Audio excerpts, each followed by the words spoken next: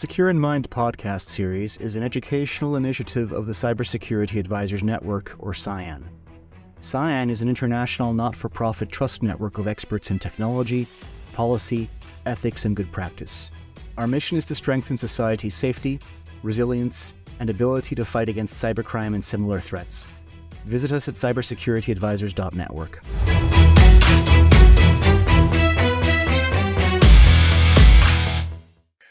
Hi, everybody, and welcome back to the Cybersecurity Advisors Network's Secure in Mind podcast series and video conversations with interesting people with interesting things to say around the cybersecurity, fraud, cybercrime, resilience, trust, safety, and related areas. My name is John Solomon. I'm here today with Paul Maskall. He's in the UK. He's a speaker and consultant in various topics around fraud and cybercrime, particularly behavior science of online crime. And we're here today to discuss, a very significant aspect of cybersecurity and our interaction with online commerce, with each other, with companies, with governments. And before I, spend too much time delving into the metadata of the conversation, Paul, maybe if you want to take a few seconds to introduce yourself and talk about what you do, where you come from, and some of the focal areas of your work. Of course, John. Thank you. And yeah, hi, everybody. As John quite rightly said, my name is Paul Maskall. I'm sort of the speaker and consultant, but I also explore primarily the sort of kind of behavioral science and a number of different elements around online-enabled crime. So most of my background is indeed fraud and cybercrime and scams and online manipulation like social engineering. But what the last sort of 10 years has kind of shown me in my career of both working in law enforcement, working in the financial industry, working as an independent in some cases as well, and generally being a presenter of sorts in trying to get people to think very, very differently in this space. So most of my content is around how do humans assess risk, generally, spoiler alert, poorly. So how does that influence investment? How does that influence training? How does that influence, how do we educate the public and general businesses and organizations and staff or your colleagues around protecting themselves? And that's generally where I will specialize, is what can generally be boiled down to: how do you motivate people that don't care?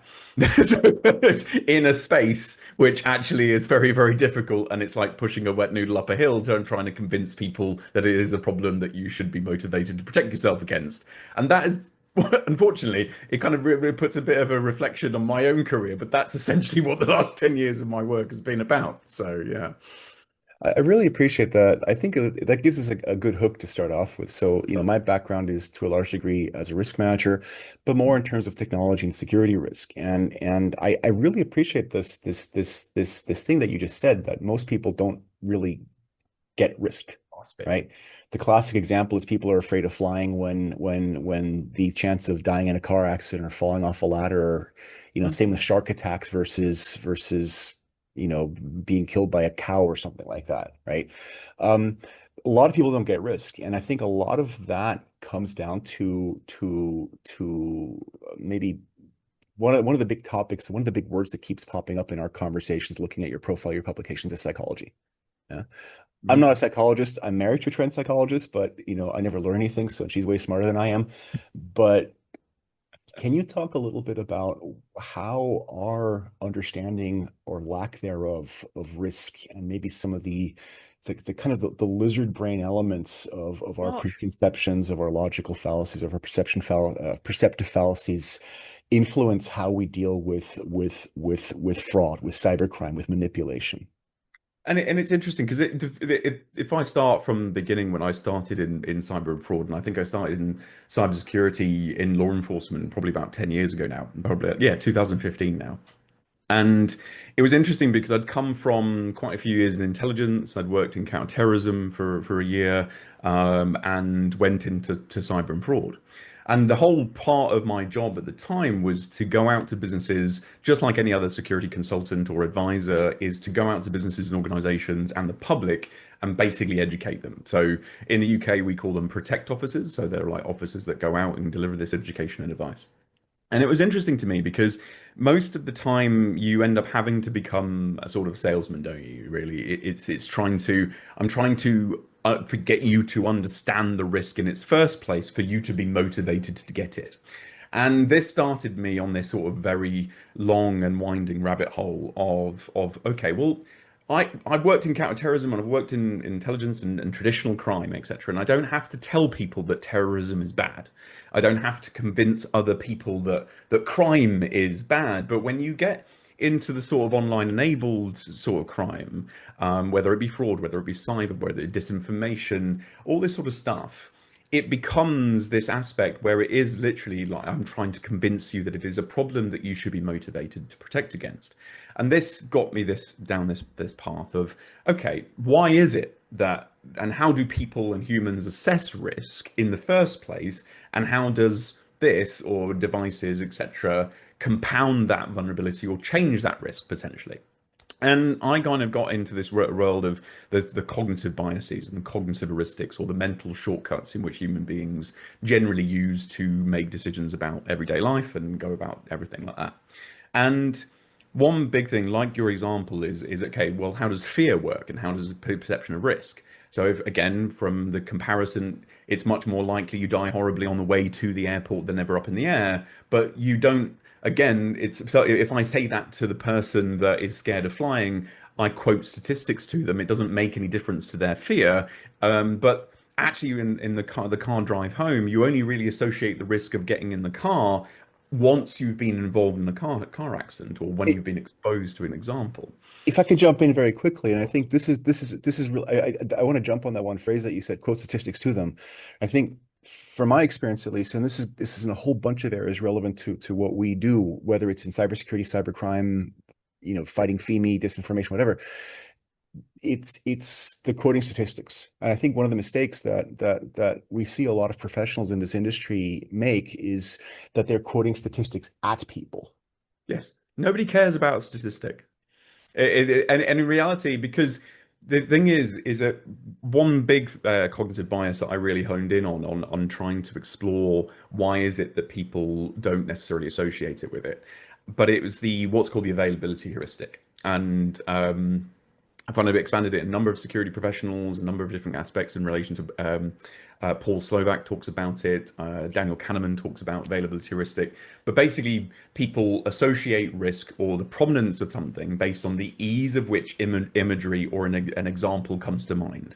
So again, the air travel, you've got a very, very good, emotional, vibrant, visceral sense of what can happen to you going at several hundred miles an hour in a steel and aluminium tube. But you don't associate the risk of the car accident because it's more of a familiar risk. It's more something you're exposed to. But this got me down this road of saying, well, okay, actually, on one side, where the people who we're trying to protect, most of the crime and the modern risks that we're exposed to are abstract. They're online enabled. There isn't a visceral example to represent cybersecurity.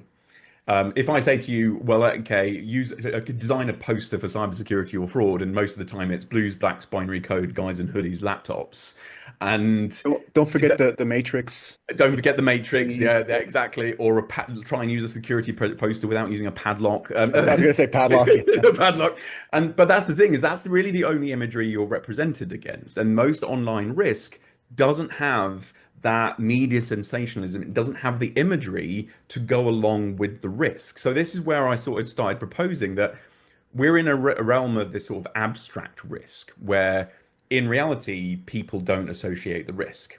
Now, going back to the point, I know there's a bit of a segue onto what your question was, but the problem is that from a security professional point of view, we're exposed to the risk every day. It is our job, but we are the most biased of them all, because we assume that everybody else cares.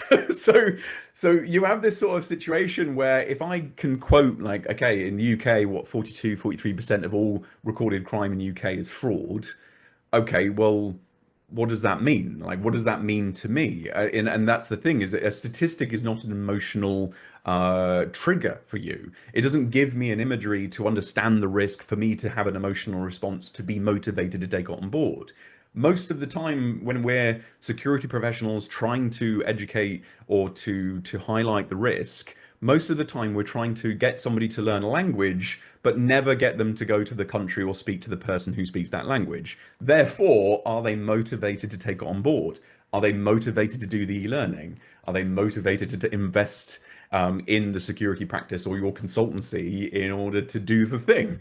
So you have this sort of weird aspect in modern risk, and especially this abstract risk, where from the point of view, majority of the public and the majority of the population have no idea or concept of the actual risk until it happens to them. Because Well, it's only also once it's happened, they have the emotional hook. sorry about that. I didn't mean to jump in. It occurred to me. It also seems that even if it does happen to you, it's a fairly quick abstract thing. I've lost $50, $100, $1,000 on my my bank account. It's not my house is burned down. So, one of my questions to you is, I guess, I mean, look, I'm a lot older than you, right? So when I was in university, this was the golden era of hacker movies, right? Sneakers, hackers, hack the planet. Um, and there was a very, very graphic, if completely nonsensical, representation of what hackers do. Yes. Right. I mean, yeah, now we've had, Mr. Robot much more recently, things like that. But there was kind of this golden age of representation of cybercrime and hackers and some of it very dystopian. So my question to you is maybe going back to the airline crash and safety metaphor. How much of this is the fault of the media? Your fault. How much is the result of media portrayals of fraud and cybercrime? Because let's face it, what we do, what we are defending people against is very much, first of all, a statistics game, right? Mm. And I think taking something from what you've just said, a lot of it is taking away from how people perceive the risks and the results of if it were to happen to them, which is a fairly abstract numbers thing based on what, for example, media portrayals are, right? You see an airline crash, there's that visceral reaction, there is that imagery that you mentioned that's associated, something explodes and there's body flying everywhere and it's really spectacular. Whereas again, if somebody gets hacked, somebody gets credit card data stolen, it's kind of unsexy, it's unspectacular, Exactly. it sucks. And I think that sensationalism is really crucial because there's two aspects of that. Because again, from an airline crash point of view, once you see it on TV, once you're exposed to the imagery, say for instance the crash in India recently, etc. As soon as you have that conversation afterwards, everybody ends up having that conversation, and they're about to get on a plane, and the fear is exacerbated, etc. So once you have that sort of media sensationalism, it really amplifies and compounds the sense of risk that still does not reflect the actual probability of it happening to you. Now, I would I argue think that I think what's actually, what's a really good example of that is Peter Benchley. I just had to look it up. The guy who wrote Jaws, right, mm, has expressed significant dismay and regret that story so wrongly shaped people's impressions of the risks of, for example, shark attacks. mm. Right. And again, you had what followed was again the hunting of sharks and all that sort of stuff, etc., and the wildlife impact and all that sort of stuff that came and associated with it. And I think, but also you could also reflect onto that sort of that golden age of representation of hackers, etc. But that was still generally quietly, wildly inaccurate of actually the what a hacker was, what that sort of impact was, and it still created this sensationalism around that perspective of the criminal. Now, in fraud, especially now, we have that times 100, because you have this sort of scenario where actually you can have fraudsters and individuals who are committing social engineering from all walks of life. Especially since the pandemic, criminals have had to diversify just as much as we did, especially during the pandemic. They were working from home as much as we were, if you will. And you have this sort of scenario where fraud is so very accessible. Cybersecurity and cybercrime is so very accessible. Why should I put myself at risk physically by going and committing shoplifting or committing a crime or getting involved in drugs or other different elements of criminality when I can essentially sit home in my underpants and do this crime? And I think in a lot of cases is that even from younger people, fraud and that sort of access to card data and information and details is so much more accessible for younger people as well. Again, it's still not necessarily associated. But just because the fact that actually from a victim point of view and public point of view, we don't necessarily see the risk, Criminals don't either, so they don't necessarily see the risk themselves. I don't have to look you in the metaphorical whites of your eyes in order to commit the crime against you. And You if are somebody is just caught, it's probably not going to be me. It's probably going to be the other guy, right? absolutely, and you are just a disembodied .txt file of card details or information or data that I can exploit or utilize for money or whichever. So That is something I often struggle with is talking to people who are, not just victims, also potential victims of whether it's cybercrime, whether it's cyber attacks, whatever. The guy behind the ransomware, the guy trying to steal a credit card, he doesn't care about you, right? no. You are a number, you are a figure. Any more than your massive international bank cares about you.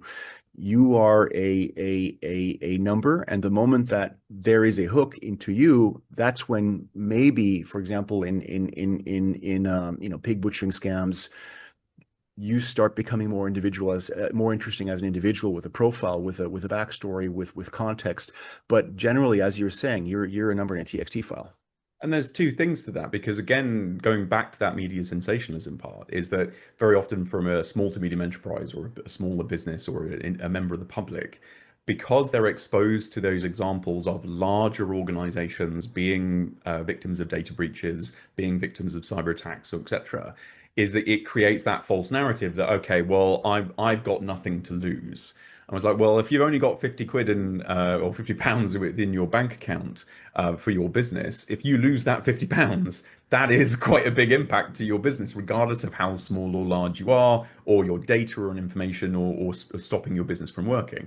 So you have this relative aspect. But if you're a small to medium enterprise and you've been impacted in exactly the same way, you're not going to meet that news. So it creates that false sense of that probability, and it still creates that sort of sense of it. But also going back to, it's also the language which we use. So like you just talked about the sort of pig butchering scams, for instance. Again, I think it's a direct translation from the sort of the Chinese in relation to when it was started kind of coming to fruition. And one big move we're trying to go is to move towards more romance baiting, because in reality, the language in which we use is fundamentally quite dehumanizing in this space as well.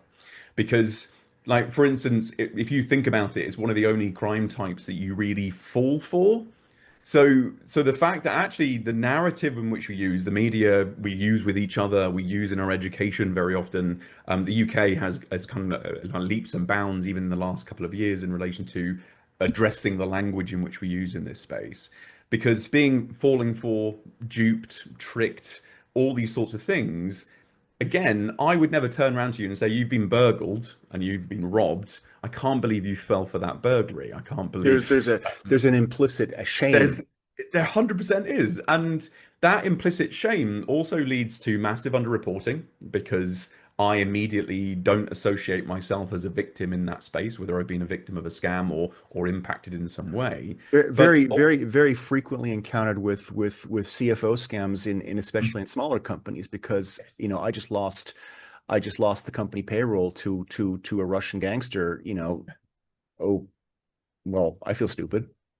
Exactly. And actually, because of that narrative that we have, because if I went into your house and stole your TV and stole your goods, even if you left the door open, there is still this narrative and essence that I still walked into your place of residence and your home and it infringed on your privacy and stole your stuff. There's still, it's going to have to be an element where you're going to associate yourself as a victim because somebody broke that and stole your belongings. And But that's not necessarily the case in fraud. I'll say this as a man, right? When you see with women who were sexually assaulted, and there's this trope that I think we as guys very often don't see so much, but a lot of female friends and colleagues have experienced, which is, well, what were you wearing? Yeah. Yeah, that's irrelevant. You're a victim. Like, you've been victimized, Yes. right? It's not your fault. This is the other guy did this to you. Yeah, it makes it makes good sense to leave my door locked, but I should purely ideologically be able to leave my door open, right? Yes, 100%. And that's the thing, is it again, it's this element of victim shaming that is really quite crucial in relation to not just from businesses, not just from the public. even some of the language in which has often been used is closer to things like domestic violence and that sort of stuff, and we're still a long way for people to be perceived in this way, because what we forget in this space is how technology also compounds our vulnerability. And this is really a kind of a segue into this, is because we don't necessarily see the risk for a number of different reasons. And like you could just sort of clarify, yes, it's a very much an abstract risk. But if I said to you, look, have you ever taken a text message the wrong way from a partner? Or have you ever taken an email the wrong way from a colleague or a friend or whoever, etc. it is? Because in reality, you have a cold text, etc. and wording, but the reason why you may misinterpret that text from the partner is the emotional context in which you've read it. So whether you had an argument before you left the door that morning, or whether you had a really nice date night the night before, the email from a colleague that you hate, whatever the case may be, is that you read it in the way you want to read it. You base it on a number of things. You base it on the emotional context of your relationship. You base it on the emotional situation in which you're in. So how do you feel that day? Are you stressed? The context of it. How do they feel about you? A number of different factors that contribute to the way in which and the tone in which you will read that communication. Now, the problem is with that is zero difference to any form of social engineering. So any email, any text message, any phone call, that subjective interpretation of communication is crucial when we need to look at things like social engineering. So things like romance scams are a particularly good example, where people are manipulated by one of the more core basic human behaviors of which we all strive for and need in our lives, for connection, for that invulnerability element, etc. And you have this sort of scenario where you have an emotionally charged situation. And even if you've ever done any online dating, you know that, oh, I turned up at the date and they're not at all what I expected them to be. And it's like, well, of course they're not, because you based it on the narrative and the images and your projection of how you feel at the moment. If you're isolated, if you're lonely, if you're trying to seek out something and you're desperate for that, very often in any sort of social engineering, there is often an emotional need being met. And this is, I think, something that frustrates a lot, if I may very quickly, that frustrates a lot of, confounds a lot of those of us who I think nobody's perfect, but we strive to be decent people. This idea that you could cynically exploit precisely those vulnerabilities, those weaknesses. Somebody, I'm 52. I don't comprehend the mental gymnastics required of somebody to be so sociopathically shameless to knowingly say, well, there's this 70-year-old widower and I'm going to exploit that person, that person's vulnerability.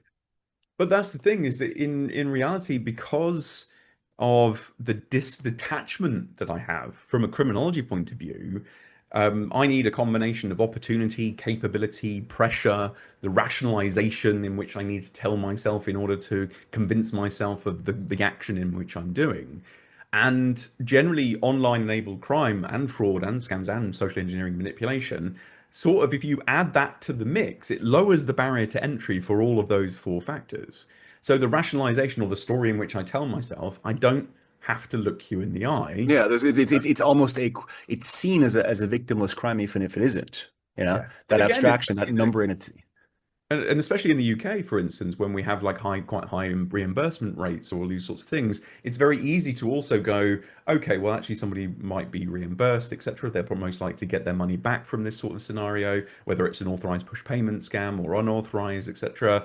And the victim is the bank. Like it's that sort of aspect where you can very easily rationalize it. But you also have to remember the pressure in which the individual is in. So, and the criminal that's in.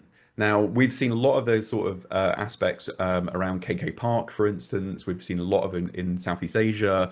There's been a lot of action in relation to kind of bringing a lot of these down, where people have been generally trafficked into these locations in order to commit the Chinese, the call centers in Myanmar, that kind of thing, right? Exactly. So when you have the sort of scenario sometimes on the extreme end where the people who are committing the crime and committing social engineering are the people who are also the victim in another case as well. I mean, It's only us that put the arbitrary barriers around the criminality that goes into it. So it's an extension. I mean, not to it doesn't. It's I really am a big aficionado of the phrase. Not by way of excuse, but by way of explanation. And it's essentially an extension of, if you're a film buff. I don't know if you're familiar with it. There's a 1950s very famous, very sad. Don't watch this if you're having a good day. Italian movie called what's it called? Ladri di Bicicletti, the Bicycle Thieves. Right. It's somebody who is in desperate circumstances, essentially being quote unquote forced into crime. Now, very few people are forced into crime, except in the most extreme circumstances. For example, these quote unquote call centers. But I think it becomes very easy to sometimes almost rationalize away. Well, this person has no choice. And, of course they have a choice, but there is a victim on the other side. There is. And humans are exceptionally good at telling ourselves a story when we want to believe it. Like the circumstances and the environment can be extreme. It can be poverty, it can be trafficking, it can be a number of those different things that we've just talked about. But it's also the subjective interpretation of what you're going through. So if you've ever suffered from anxiety or depression, you know that the narrative in which you tell yourself is crucial to that. And it's very easy to massively inflate a scenario, an environment, a context that builds a picture that doesn't match reality. So when you are online, especially, is that what I normally coin in online behavior, and I go to, like, again, from child protection to safeguarding to all of this sort of stuff, is that the internet tends to normalize behavior, whatever your behavior is. So, well, it's that God, I'm showing it's that Mike Tyson thing. I think it was a paraphrasing that too many people have gotten used to saying things on the internet without getting punched in the mouth. exactly. And that's the thing, is that if you go back 20, 30 years, if I had a particular interest or a fetish or whatever the case may be, is that whatever that interest is, 20 or 30 years ago, you'd have to break down considerable social, geographic, environmental factors in order to find people who believe in what you believe. Well, Or, you'd get on yeah, alts dot porn dot hamsters dot whatever, there's on all sorts of Usenet. bits So and bits that you can explore it, etc. But depending on what your interest is, but that's the thing, but that's a massively, incredibly good thing from identity, from hobbies, from interests, all these sorts of things, because you can go and find a community of millions of people who believe in what you you have to go believe. search for it. But you have to go search for it. But that's a cursory Google search and joining a Discord or a Reddit or whichever, etc. But that also happens for criminality. So whether that be a Telegram group, whether that be engaging with it, you can still find a community of millions of people who believe in what you believe. And when you then immerse yourself in that environment, you essentially have that sort of falling in with the wrong crowd aspect. Again, but online, which is compounded and increased. Which also normalized the behavior. Yes. I want to touch on something. You mentioned romance scams and also constructing your own narrative. Now, I vividly remember when I was living in Australia, there was a session, I forget what the organization was, where one of a couple of the banking anti-fraud guys were describing vividly in a TLP Red closed sessions many years ago, so I can say this. The trouble they were having, they did not have the legal framework to convince their mostly men, mostly older, single, pensioners, lonely pensioners, that no, she is not a beautiful single woman in Bangkok. It's some pimply dude in a basement in Lagos in Nigeria. And no, she does not love you. No, she's not going to come visit you if you send her playing for no, but she loves me. The legal frameworks, the structural framework simply was not there, where they knew exactly, based on their own experience, their own judgment, and frankly, as an outside person, obvious a whole army of red flags that don't do this, don't send this person money, but they were not allowed to prevent them from sending the money, right? Because the wishful thinking was so strong there. Where do you stand? This is a really, really sure. I think you're absolutely right, because where do you stand on the legal framework to overcome these psychological, this self-convinced, Mm. I know I want to do this, And to but be fair, can I it's still the prevent them from case. doing that? It is still well and truly one of the biggest issues. Now, I we very often in financial industry and law enforcement we talk about it's the kind of breaking the spell, and I'm not a fan of that because mainly on the basis of that implies that it's a human being anything other than being human, because it's the case where have you ever tried to tell a person that they're in a relationship they shouldn't be in? Like, and how Yeah. difficult is that to do? You can, and going the old adage is you can lead the horse to water, but you can't necessarily make them drink. Like, Which goes back to the quoting statistics at them. yes, exactly. You can tell them that your partner is abusive, your partner is this. I'm really worried about you, and all these sorts of things. But very often, especially when you're trying to tell a person or a friend or a close loved one or a family member that they're in a relationship they shouldn't be in, very often, 9 times out of 10, if they're not ready to hear it, if there is the emotional need that is somehow being met, and that emotional need does not have to be healthy, whether it be for trauma, whether it be the impact of childhood or loneliness and isolation. I don't want to lift that stone up. I don't, if I'm in that situation, I don't want the narrative that I'm telling myself to be anything other than true. But So in that situation, when I'm being manipulated, the hope in which I feel, the projection in which I feel in that sort of situation, um, I'm getting something out of that because I'm actually getting a connection or perceived connection in that sort of scenario. And all of a sudden, I'm met with a faceless bank employee, for instance, or a law enforcement or somebody to go, what you believe is not true. So it's yeah. there's another element of this though, I think, and I'm really curious on your take on this. And we've got about 7 minutes left, um, and this applies to disinformation. This, everything from anti-vax to extremist politics to what Mhm, have you. My mom has a great term for it, which is the lizard brain, mhm, where and this is an established psychological phenomenon where the average human being has a tendency that when you question their beliefs bluntly, and full well it is complete nonsense, it is horse hockey, right? But that person then feels attacked and entrenches. mhm. To what degree does that kind of play together with this idea that, well, I'm as you just pointed out, I'm it's filling a perceived need in my life, or rather I perceive it to be filling a void somehow that your rational evidence to the contrary can't overcome.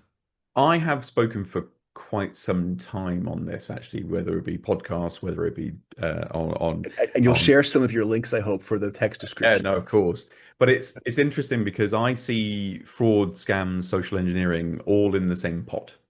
Now, Disinf Ulrich Disinformation propaganda information, as well, same exact thing. radicalization, all of this is in the same pot. It's just a different flavor of manipulation. Because in reality, it all comes down to how do I believe what I see?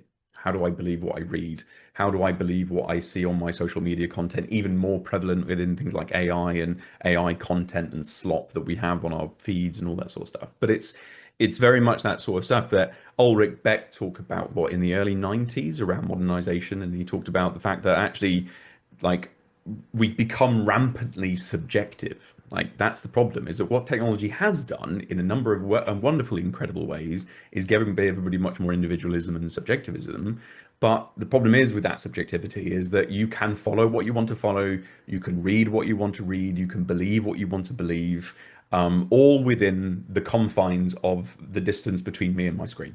And we no So longer have that societal support structure either. In a no. lot of cases where our friend could say, "Bro," you know, and it's really interesting. One of your latest pieces was the difference between fraud and marketing, right? Hmm? Which for me was like, my wife's executive at a big marketing company, so Yeah.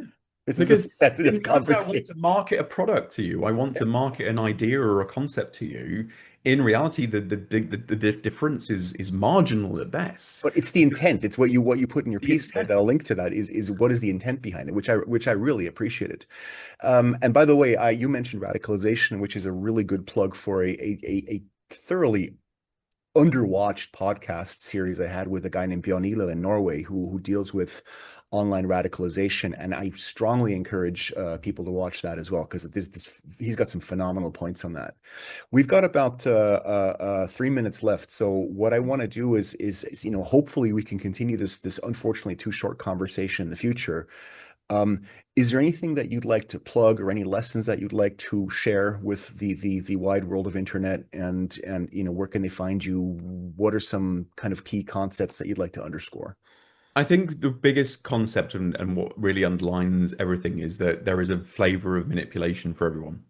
Is that, like the language we talked about, it's not something you fall for. It is something that is so, our vulnerability is fundamentally compounded by our relationship with technology.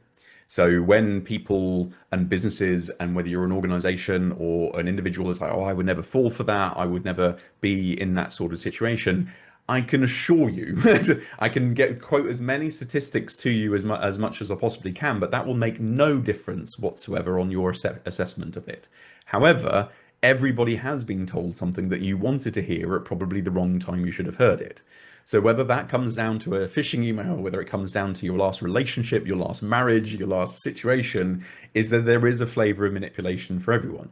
So you have this scenario where most of our biases and our heuristics and our decision making are compounded in not particularly positive ways when it comes to our technology. So one of the biggest things that I'm looking at in relation to strategy and a lot of the stuff is around media literacy. I think that's one of the most sustainable things that we need to look at, is that how do I look at and how do I question what it is that I'm consuming? I'm really glad you mentioned that. That's a biggie. So I think, yeah, that's pretty much realizing that we are, as human beings, fundamentally vulnerable to a lot of this sort of stuff, etc. And by accepting that, but also if you're a security professional, realizing that you are probably one of the most biased people of them all, because you're trying to design education, design statistics, design content, design that slide deck with the assumption that the people who you're presenting to will care. It's the engineering problem. It's this is right. So you are approaching this by as you said, with the bias of somebody who has an understanding there. But I think it's also important for those of us in the industry to realize that, well, we also are vulnerable. We've all clicked on the mail. So, and I really like that point, that's normal. That's not a shameful thing. That's not a bad thing. It's human. Yeah, 100%. It's humans being essentially compounded in that relationship with technology, unfortunately. So great. Well, listen, Paul, thank you very, very much for taking the time. I appreciate it. That I know you're a very busy guy. Hopefully we can continue this at some point. This has been excellent. This has been a very, very kind of a high level overview of psychology and fraud and scams. I'll put information about Paul, where to find him, his bio, his publications in the description. And I wish you all a lovely rest of the day. Wherever you are, stay safe, stay happy, stay informed. And Paul, thanks a lot. Talk to you soon. Thank you very much. Take care. Bye-bye, you too. Thank you for joining us in this latest edition of the Secure in Mind podcast series, courtesy of the Cybersecurity Advisors Network. Visit us at cybersecurityadvisors.network/media and /blog for additional episodes and articles. Follow us on LinkedIn, YouTube, SoundCloud, Podcast Republic, and iTunes. And don't hesitate to get in touch. Stay safe, stay smart, stay educated, and stay secure.